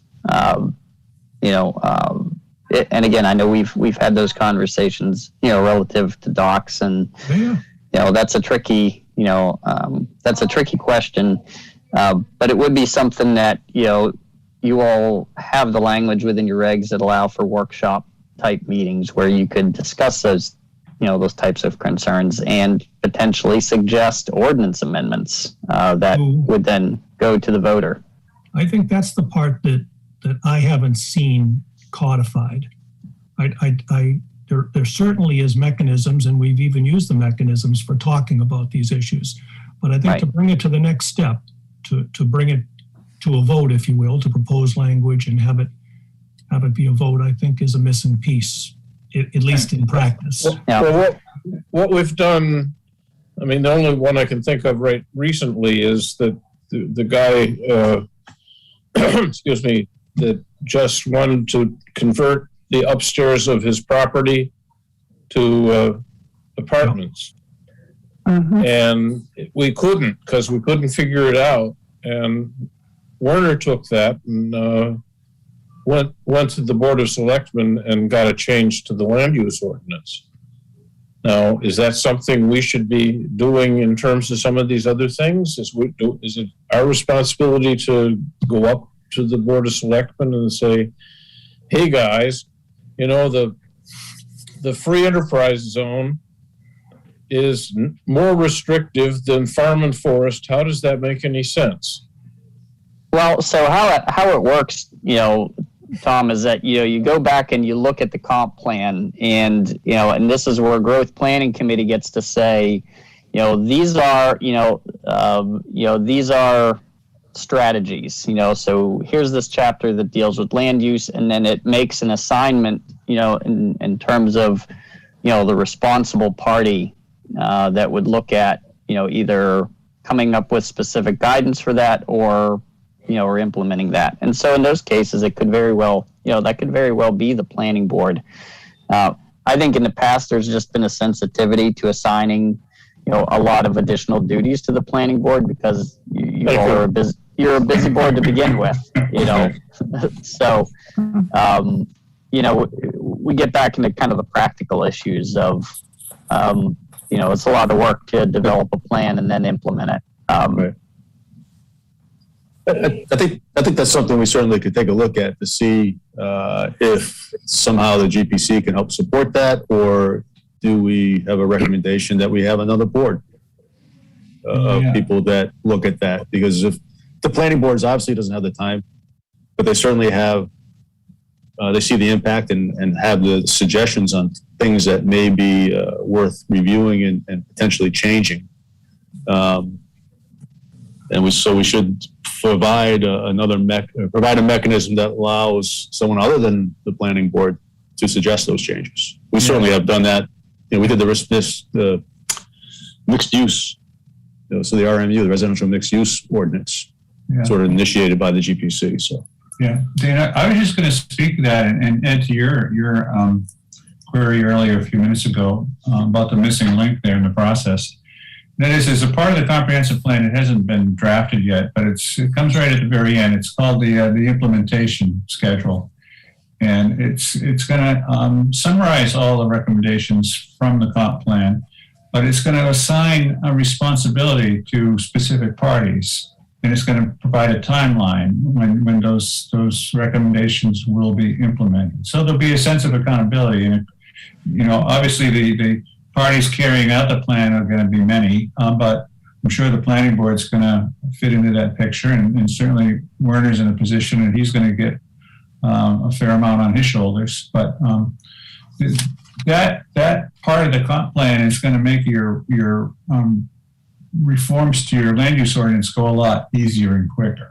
The crucial part is to, in that section, what I've seen in past comp plans is, the planning board is going to do thus and so. right. And it's something that's not even vaguely in our jurisdiction. And so, be careful what you ask us to do, that it's something we can do. Yeah. No, that's why we're getting acquainted this evening. Right. Yeah. You're right, Tom. There's a couple of things. One, whether or not it was in your jurisdiction is one discussion point. And the other point is whether or not you have the time to do it. Yeah. And so the idea behind this is, before we create that implementation plan, is we're going to talk to the people that we think are the ones that should do it and get their buy-in, that the strategy makes sense. And then two, that they're willing to take it and what the timeline is before we post it. And That's three, the plan. where's the money coming from? Yeah. Well, That's the you have to double my salary, I think, So That's the board of selectmen that come up with the money. So one thing I do just want to mention to you all, we do have audience members, with us tonight, and we do have one attendee who has a raised hand. So Didn't see that. Robin. Yep, looks like we have Robin Phillips in the audience, and so Sure, let her bring her up. please. I've allowed her to speak. It's strange, but hello? Hello. Hello. It's funny because I didn't push to speak, but I do have a little bit of an opinion, but I can wait. Oh, please share. Go for it. Well, are you talking about, it's so weird, I did not push that. Are you talking about, I didn't, seriously, for once, I was being quiet. To appoint another board to change ordinances without voting on changing the ordinances? No, that's not at all. No. Yeah, no, it's Okay. just, Robin, what I think, is what's being discussed here is just this idea of, maybe another board that would be the next step out of the comp plan, that would then be the one that kind of works on authoring it, but ultimately your legislative process remains the same in that it would still go through, a review by the planning board, by the board of selectmen, and then ultimately, go to the voters for approval. Absolutely. So this second board would do exactly what? You would send them ordinances you thought were too tricky for the planning board and let them? No, what I think, so what the discussion really is, this kind of recognition that, that a comp plan's a big document, and, there's a lot of suggestions that, that show up in a comp plan, and the struggle usually is with then taking that, that plan and, and implementing it, into actual strategies and ordinance and things of that nature. So it's taking the concepts and now putting them into, into your working documents. And so what I'm hearing is, this thought about, a board that would work specifically on that. So that's that's more creating the details. Not that it's too complicated for the planning board, or growth planning, but that it's, just recognizing that those boards already have quite a bit of work on their hands, and dedicate, quite a bit of time to begin with. Right, I just, heard being able to rush ordinances, get through them quicker, I don't think the word rush was used. Well, and Werner, this is Ed. I kind of raised this issue to begin with, and what I had in mind was only that this comprehensive plan and the growth planning board, the growth planning committee that's working to update the comprehensive plan. I mean, it's been a 10-year process. I just know in the course of time, the planning board from time to time comes across cases in real time that raise issues that may or may not have been anticipated at the time the land use ordinance was written, and that we need a continuing mechanism when those issues come up to facilitate deciding what changes, if any, to make to the land use ordinance and getting those through the process. And the process includes getting it brought to a public vote because of the nature of the document. Yep. It's not something that can go back to every 10 years or to be done on an ad hoc basis. So I was looking for something that said, I was looking for the comprehensive plan to say, we recommend that the land use ordinance be managed with a well-defined process, and that it be treated as a living document. And maybe even go so far as to say, with membership from, to recommended changes should come from a board that includes the Code Enforcement Office and the Planning Board and the Growth Planning Committee. And they bring those recommendations to the selectmen, and whatever that is, something that says, it recognizes that is a living document and that it needs to be treated as such. Yeah, we probably be more clear in the plan. I mean, I think I've always viewed it as a living document. I view, and it takes a lot of work to change it. It's a slowly changing living document. And, we overly assigned a lot of that to the planning board in the previous plan. And so we need to look at, is that the right place? I'm not sure we did any of it either. Probably not. And that's what I was saying. That was one of our job. That's one of our things we learned from the 2012 plan that we need to do better on. And so that's what our plan will be going forward. And it may be times where, we leave the planning board to allow you to have that. If you feel there's an ordinance needs to be changed and you know what needs to be changed, go ahead and write the change and we have to change and we send it through the process. If you don't, who has to approve it? in what Right, order. and that all that part's already done. How that has to be done. It's just who actually does the coming up with the idea of how to change it. At times, maybe you do it. At times, it's GPC. Maybe there's another board if there is enough work we feel to do. I don't necessarily feel that there needs to be another board. Okay. Yeah, but I was just looking for a well-defined process. Yeah. Yeah, and likely what you would want, I mean, you would want some representation from the two boards that you have represented here. Exactly. I don't think you would necessarily want kind of a third, kind of group that comes in Right. and attempts to interpret, the work of the growth planning committee and the planning board. You're right. It was probably a bad suggestion to add a third board, but the idea was just trying to recognize it. I wanted to recognize the fact we know the planning board has got a ton of work, and all things we assigned in 2012. There's no way you could have done it, and so we do have to find another way to make this work. And GPC can help, but we wouldn't be able to do it all as well. So, but we'll look at that and see how we should, and we should be flexible enough to allow us to do it in a way that we see fit. So that's a good point. I see we're running close on our time here, right? Let's watch. I can't see a clock. Yeah, we got 9 minutes. We got 9 minutes. Yeah, 10 minutes left. So on the other questions here, when we talk about if you don't mind, if we talk about the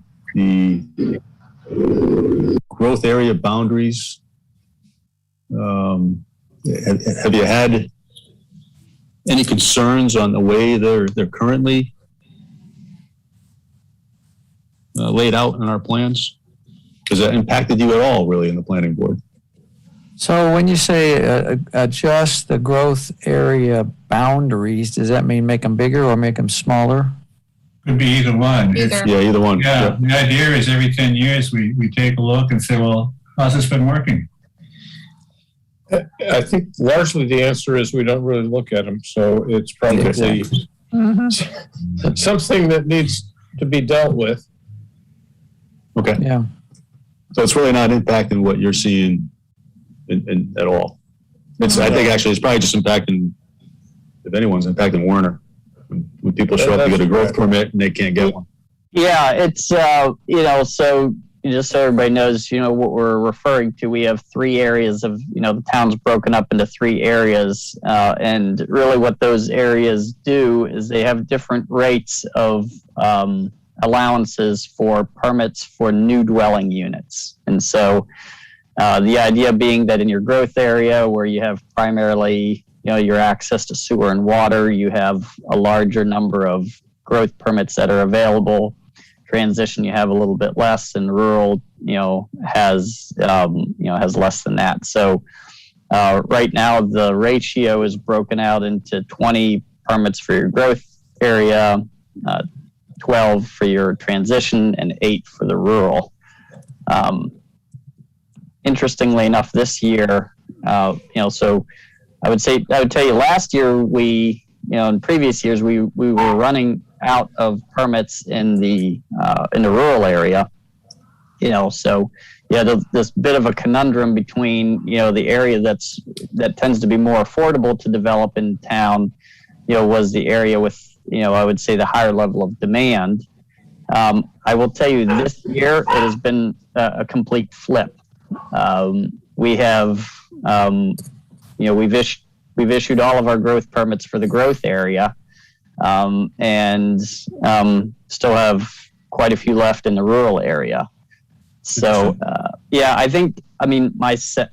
my initial reaction is I think that construction costs has a lot to do with that. If you're purchasing a piece of land in the more affordable area of town, a 30% increase in building materials is definitely going to impact your decision to build. If you're purchasing a property, closer to the water, higher value real estate, maybe that 30% doesn't affect you quite as much, in terms of that decision. But I don't have any data to support it, but it's it's just kind of our observations. That's the first time we've maxed out on our growth permits, isn't it? Yeah, Growth area? it's been a while. Yep. Yeah. Yeah. So it was an interesting flip that we kind of scratched our heads a little bit and said, wonder what did that. No, it must be working then. We directed our growth to the growth areas. That's right. Right. You're supposed to Yeah. go. Yeah. I just don't think that's really what did it. But Oh, hey, don't look too deep into the details. It finally worked. yeah. Okay. Interesting. Okay. How about maybe the last question? Land use is not currently permitted by the regs that might be beneficial. Have you any thought on that? Or have you seen where something that was coming forward to the board that might have been beneficial to have that land use available in a different part of the town? Or Most of the time we see the opposite. it's the opposite. Okay. Wondering why we're We're building this here. sorry, residents, but LUO says we have to allow this. That it's not the other way around exactly. Yeah, you don't typically have an application that comes to the board. Yeah, well, I should say we don't particularly encourage folks to submit applications for things that can't be done. Yeah. I mean, ultimately, somebody can do it, but it tends to be a bit of a waste of time. I do think this question here, really what it asks for is a comprehensive look at your current tables to say, do we want these uses in town? And do these uses make sense? I think is part of the the bigger question. What we see now, or questions that we tend to get more of is, surrounding affordability of residential development, and I think that's, if you're going to talk about a beneficial use, it's that, it's talking about housing affordability and, ways to, think about, the development of affordable housing, but in a way that, that makes sense and meets the goals that the community, wants. So perhaps something as simple as minimum lot size. Yeah, that's a common, so there's that, the legislature recently appointed, a commission to do exactly that, to look at, things, within the state of Maine in particular, and this is again, kind of generally speaking, land use, regulations and laws that are, hindering blocks, in terms of the development of affordable housing. And that is I will tell you, that's one of the items that is a very common discussion is minimum lot size requirements is a common one that comes forward. Yeah, it might be beneficial just to turn to the village parcel and the discussions that have gone on there in terms of what changes would have to go into effect to do some very practical things that a lot of people wanted to happen, but that would have to be changed in our land use ordinance in order to allow that to happen. Minimum Good lot point. size be a big part of it. That's an interesting case study. That's all. Okay. So the planning board works with lot sizes all the time. Do you guys have any thoughts on where they might be too big or too small? I think this goes back to the vision statement of what type of town do we want to be. And how big do you want your houses? I like my 8-home subdivision that I'm in that has an acre and a half zoning and one house per lot. And even though I'm restricted against having a chicken coop, it's still quite nice. But from an affordable housing point of view, somebody else is going to argue that haven't made the best use of the land. So I think it's really a social and a vision type of judgment that needs to be made. Yeah, and I think Yeah. what what the bigger discussions are, Ed, is that acre, acre and a half of land, could very easily, with 3,000 square foot building could very easily be a multi-unit, that instead of providing one dwelling unit could provide, 3 or 4 dwelling units. And, with a good design, would not necessarily impact your character issues or concerns. So, So put a townhouse on that, a duplex townhouse on that lot rather than, or side by side unit rather than a single family home. Yep. And It's not as simple as saying change the minimum lot size. It's a little more complicated than that. Yeah, but there are some that would argue Losing you. that would lead to a population increase and would change the character of the town. Oh, absolutely. I lived in Westford. It was an acre per house. That was the minimum lot size. But next door in Carlisle, they didn't want that kind of population, and it was a 2-acre minimum. It depends on what you want. yes, it is very much a demographic question.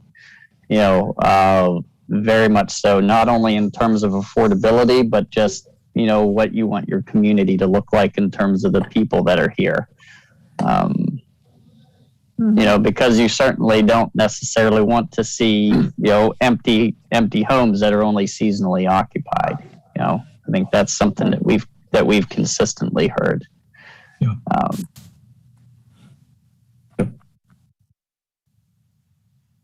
And even though you do have an increase in your housing stock, you don't really necessarily have an increase in your population.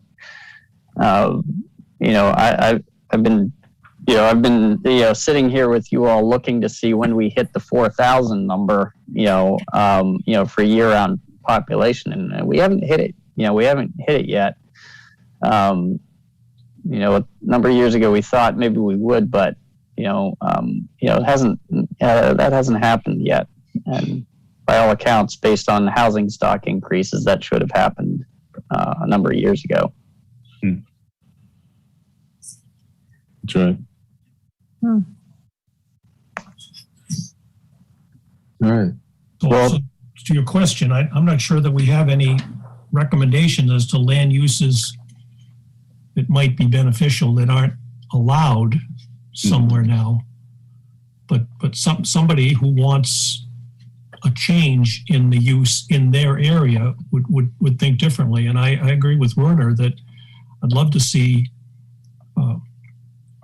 something said about each one of the zones that we have right now and what's its vision, and then maybe a look at what its current set of allowed uses and disallowed uses are, and see if it makes sense. Well, as a planning board, we don't usually get that because Warner sort of sifts through and he filters everything before we get it. That's right. But from a planning point of view, it would be to take a look at. We've actually touched on that a little bit during the comprehensive plan process, and it's something that we'll be touching on again at our next public input workshop too, is looking at land uses in different areas of town. And we did a little bit of that in the existing land use chapter and our baseline review chapter, that just getting an idea of what uses are permitted in different areas and how the different zones are distinct and similar. But by all means, it's not a comprehensive review. Right. That's something it's out of the scope of this project, but a good next step. Yeah. So I do want to just make a note, though, because sometimes people, sometimes folks will give, our office a little bit more credit than we deserve.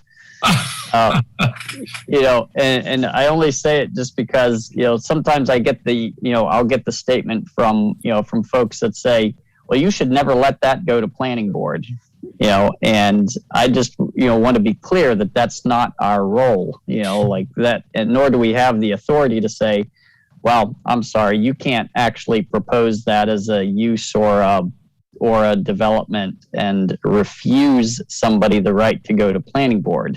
That's not our role. We certainly work with property owners and, try to set folks up, for success, in that regard, knowing what I've seen the planning board, look at and, what has passed and what hasn't. But I just want to be clear that, it's outside of the scope of our authority to just flat out tell somebody, no, you can't bring that in front of the board. So. Exactly. No, I understand that. It's just that when somebody comes to you with something that isn't going to work with the planning board and work in the zoning, I'm sure that you let them know that this is something that you're going to have trouble with. That's right, 100%. And for a lot of folks, they'll recognize that, and some will just say, well, we're going to bring it forward and ask the question anyways. So, yeah. And then the planning board says to Werner, why the heck did you let this come to planning? Didn't you talk to these guys? No, we've never done that. No, I know. We're far too nice.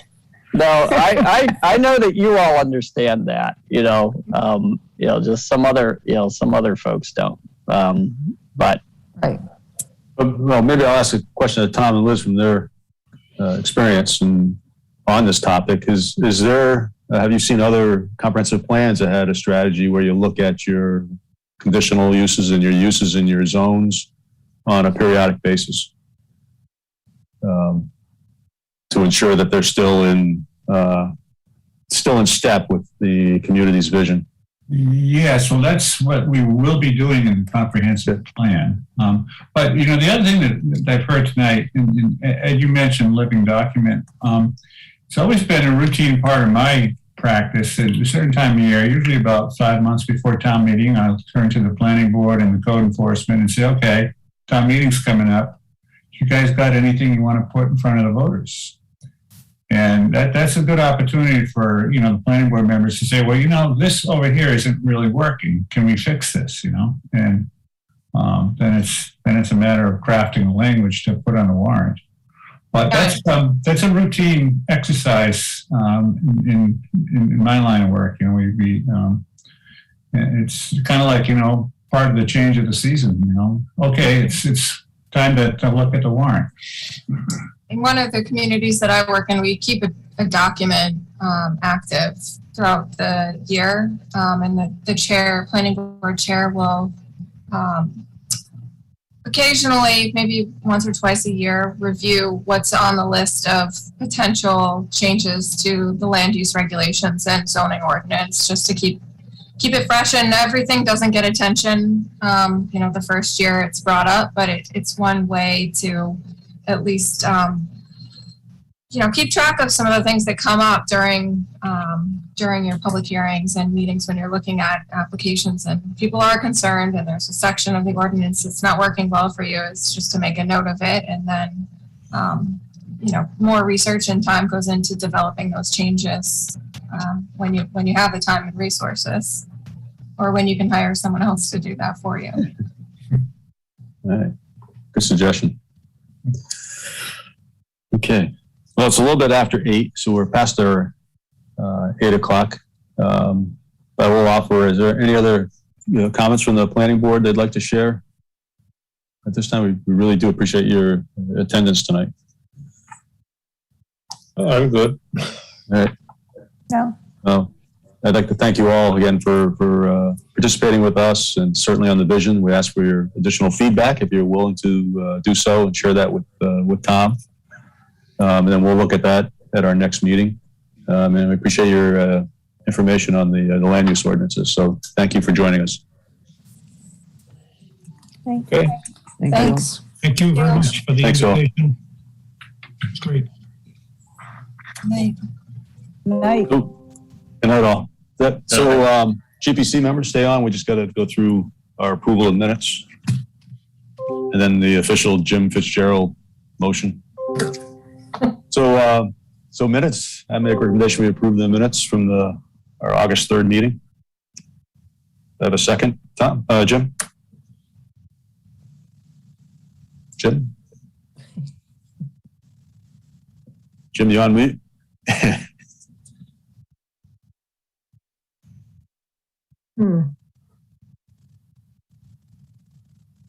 Is he still there? You're still on mute. Yep. He's just on mute. Jim, you still there? Okay. So we can hold that to the next meeting.